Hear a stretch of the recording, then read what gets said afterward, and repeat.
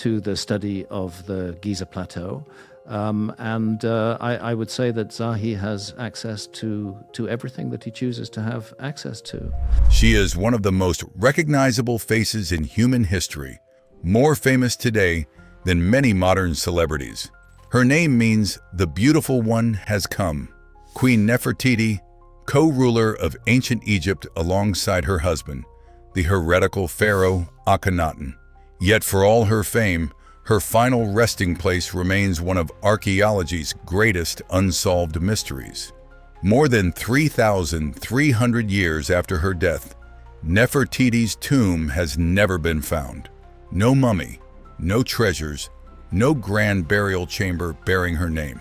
In early 2026, renowned Egyptologist Dr. Zahi Hawass announced that new high-resolution scans have brought us closer than ever to discovering it. Is this the breakthrough the world has waited for, or another tantalizing false dawn? The rise of Nefertiti. To understand the mystery, we must return to Egypt's 18th dynasty, around 1353 BC. Pharaoh Amenhotep IV ascends the throne. Within 5 years, he does something unthinkable. He rejects the ancient gods of Egypt and declares worship of a single deity, the Aten, the sun disk.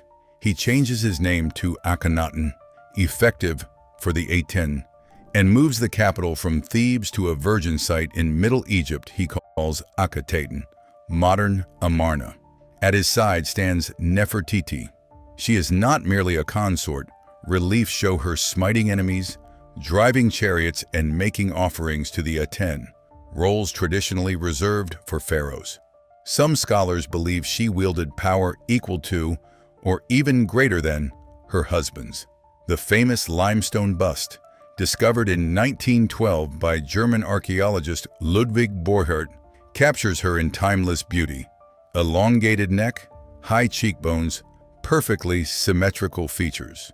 It was found in the workshop of the sculptor Thutmose at Amarna, perhaps a master model for countless copies. But the Amarna experiment was short-lived. After roughly 17 years of Akhenaten's reign, both he and Nefertiti vanish from the record. The old priesthood reasserts control. The capital returns to Thebes, and the names of Akhenaten and Nefertiti are systematically erased from monuments. Their revolution is branded heresy, death and disappearance. Fragments from the royal tomb at Amarna show Nefertiti was prepared for burial there. But the tomb was never finished, and evidence suggests it was deliberately vandalized after the return to orthodoxy. What happened to her body? 3 main possibilities dominate debate. First, she died in Amarna and was secretly moved to Thebes to protect her from desecration. Second, she outlived Akhenaten and briefly ruled as pharaoh herself under the name Nefertiti before Tutankhamun, possibly her son or stepson, took the throne. Third, her remains were destroyed entirely by vengeful priests. Most Egyptologists favor the first theory.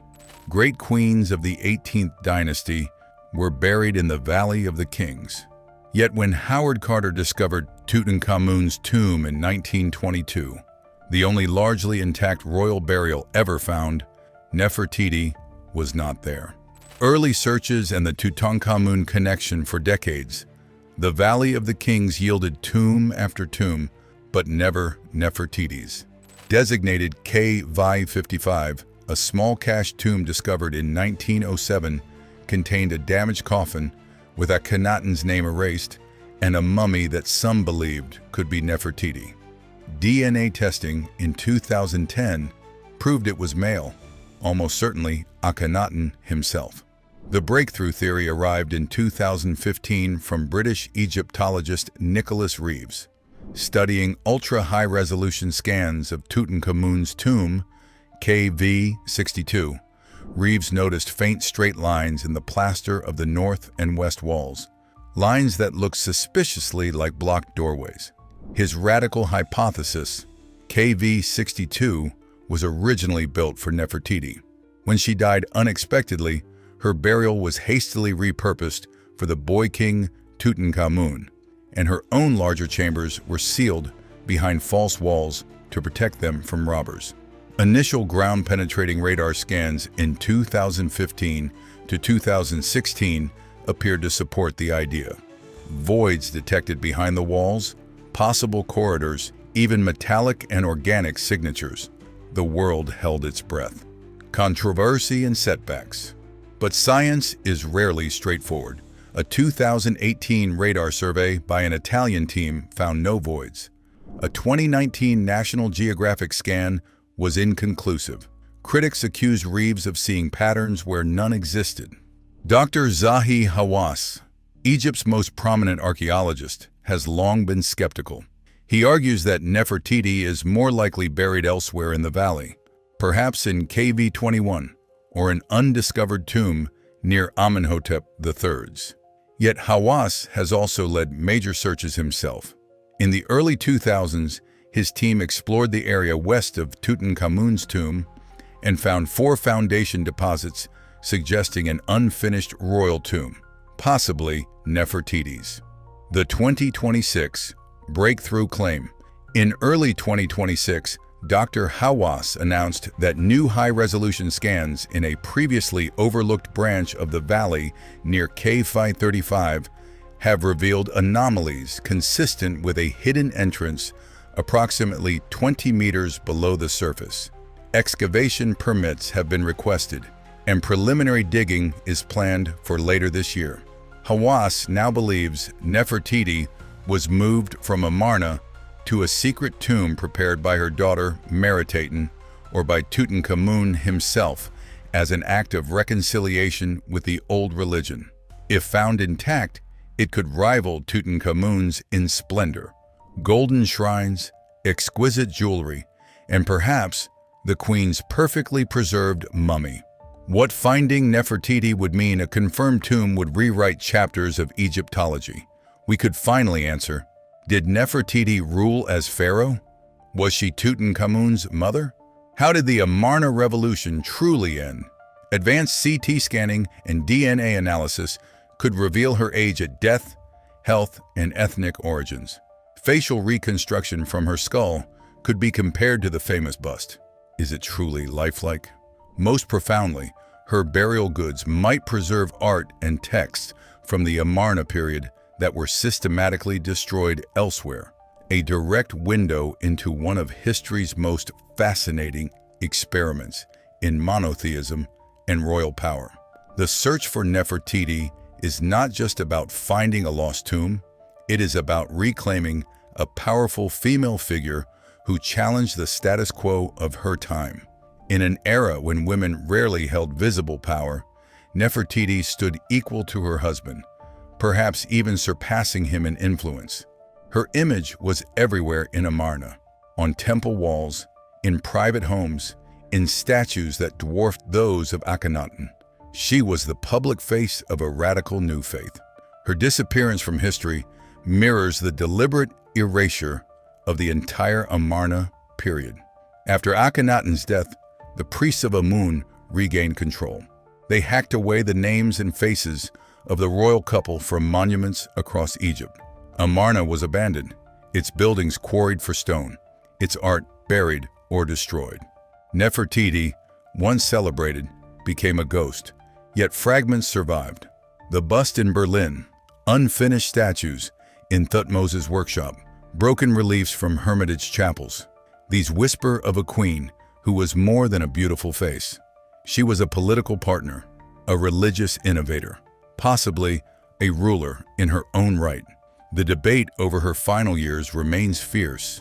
Some inscriptions suggest she continued to appear alongside Akhenaten late in his reign.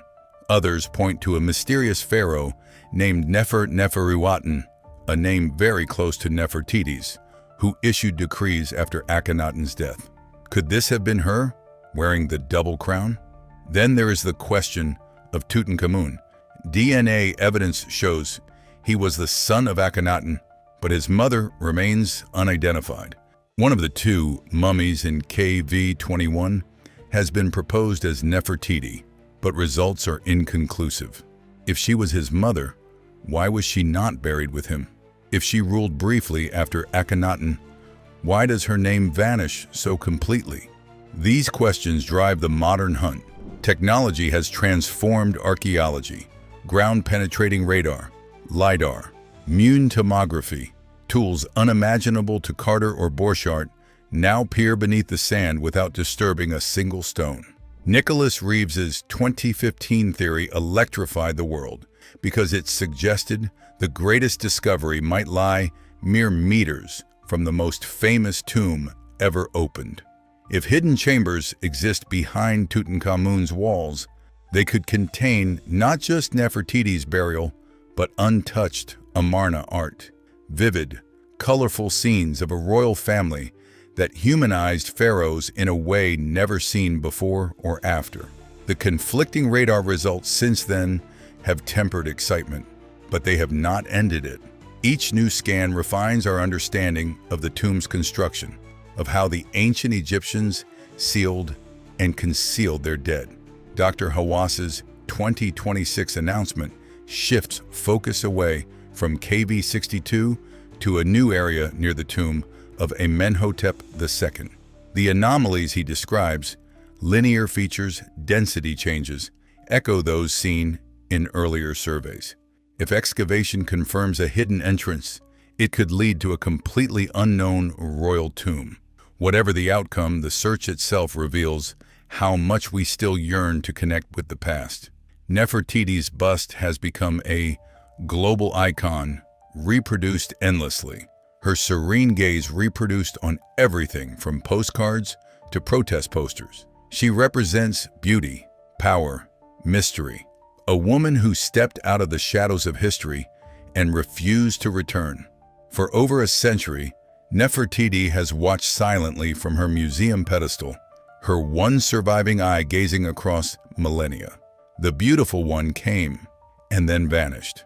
Today in 2026, new technology and renewed determination have brought us closer than ever to finding her. Whether the latest scans prove correct or the secret lies still hidden behind Tutankhamun's golden mask, the search continues. Because some mysteries are too powerful to remain buried forever. The lost queen is waiting.